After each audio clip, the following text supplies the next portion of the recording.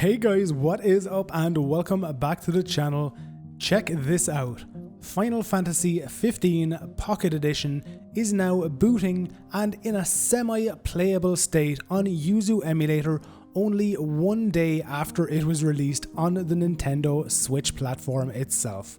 So as you can see, performance isn't exactly the best, but it does indeed boot, and graphically it is almost perfect aside from some fairly weird shadow issues. I have also noticed that in some parts of gameplay there are some issues with the thumbstick controls, but I am just going to attribute this to the low performance levels at this point in time.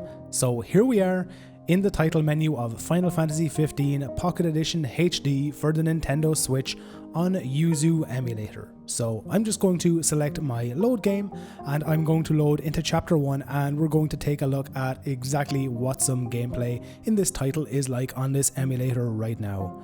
So here we are, loaded into the very first cutscene in this game. You can see performance is, as I said, not fantastic. We're running anywhere from about 7 frames per second to about a maximum of, I think, 17 is the most I have ever seen in gameplay. So yes, it's not performing very well, and yes, it's not exactly the most graphically intensive game, but it is still so awesome to see it booting, and the fact that it is rendering so well in this emulator is actually pretty astounding to me, to be honest. So even though performance is pretty bad in this rendered cutscene, it actually gets quite a bit worse once we get into gameplay.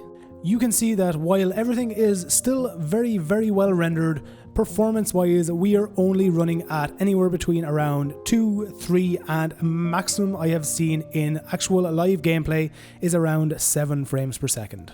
Now, the input issue I was talking about, you may be able to notice when I was running around there, it seems like my thumbstick is slightly delayed. As I said, I'm just going to attribute this to the poor performance we are currently getting in game, but generally everything else pretty much works very well. You can see that there are some slight render issues in the game menus, but aside from that, the game world is rendered very well.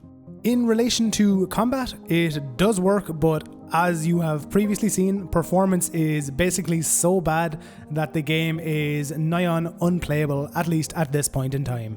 Regardless of performance, it is still absolutely awesome to see a game get released on the Switch and then boot and work even in a degraded fashion like this on a Nintendo Switch emulator. So that's pretty much it for this video, guys. I just wanted to show you that this game was booting and what kind of performance you could expect if you have this game for use on Yuzu Emulator itself.